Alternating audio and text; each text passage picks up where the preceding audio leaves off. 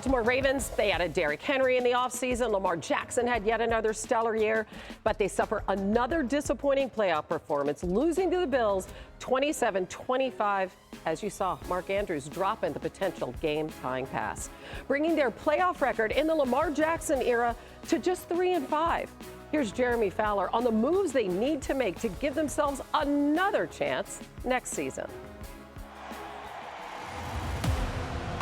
With the league's best offense led by two-time MVP Lamar Jackson, why have the Ravens come up short of the Super Bowl the past 2 seasons? Baltimore's core issue is this: it doesn't play its best football in January. He dropped the ball. Third turnover by the Ravens. The Ravens are 3-5 in the playoffs with Jackson under center, and in this year's divisional round, outplayed the Buffalo Bills and lost thanks to 3 turnovers. This was uncharacteristic for a team that turned it over just once over the previous month.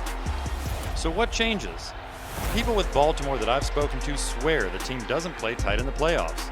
But necessary improvements this offseason could make January's success more attainable. At the moment time, it's like it's not going our way. We need to figure that out. The defense could use at least one playmaker, particularly in the secondary, which struggled early in the season. The offense needs a vertical receiving threat to complement Zay Flowers, and re-signing left tackle Ronnie Stanley is a priority. Regardless, Baltimore is positioned to capitalize on Jackson's prime with an overdue breakthrough. So that's a question. Why haven't they ever won multiple playoff games in a season with Lamar Jackson? Is it a missing piece, a lack of execution? What is it, Lewis?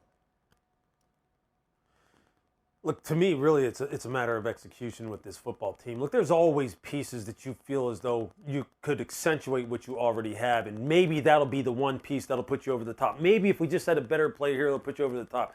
But look, Booger and Ryan both know locking in at the most critical moments, especially over the course of 3.5 hours, 4 hours in freezing cold weather like it was up in Buffalo, in this playoff game, it's a hard thing to do. It just seems like Baltimore isn't able to kind of like maintain that kind of focus, maintain the kind of identity that they've established for the previous 17, 18 weeks and carry it over into the playoffs. They somehow get off the tracks and get sideways. Yeah, of course they could use another wide receiver. Sure, they could use another corner in the back end to really help them in man coverage and maybe be a better playmaker. But look, I think this is an execution issue, and they got to find out how to get over the hump that way. Yeah, I completely concur, Lewis, especially when it comes to the secondary. I think the secondary could be better. They need to make sure they're better on the outside. I like Marlon Humphrey when he's inside playing the nickel and not on the outside. They need another impact play up front. But the bottom line is this, is that when you get in these playoff games, you have to play your best. It's amazing how Baltimore's best players continue to come up the smallest in the biggest games. And I don't know whether that's mindset or whether these players are starting to put too much on it. Even you go back a couple years ago, they didn't run the football. They got away from their identity. So it's not just a player thing, it's a coaching thing also. How come this organization can't just say, you know what, I get it's the playoffs, but let's just go out and continue to play football the way we played all year. It's almost as if they put too much emphasis on the playoffs and it gets into the entire organization's head, not just the players, but the coaches also. No, absolutely. And I think Kyle Hamilton was on with me Kimes, and he said the exact thing. Like, we don't need nothing else.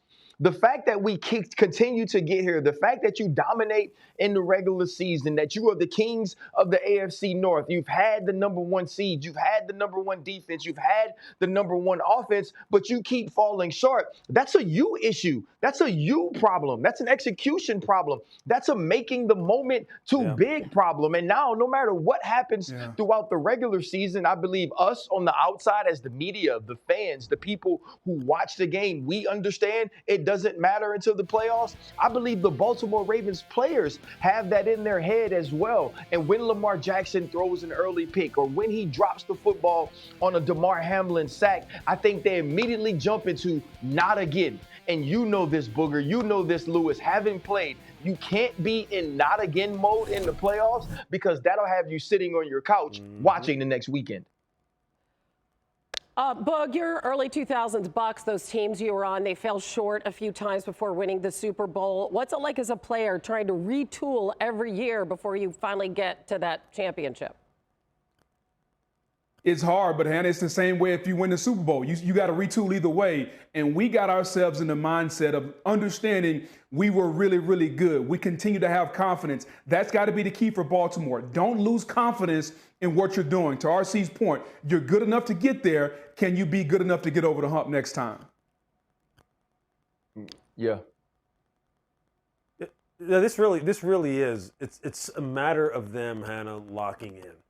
And I know we talk about it all the time as far as a team's ability to focus, a team's ability to be consistent. You know, the whole word consistency in football, it's one of the toughest things to get your arms around. They're going to have to figure out a way.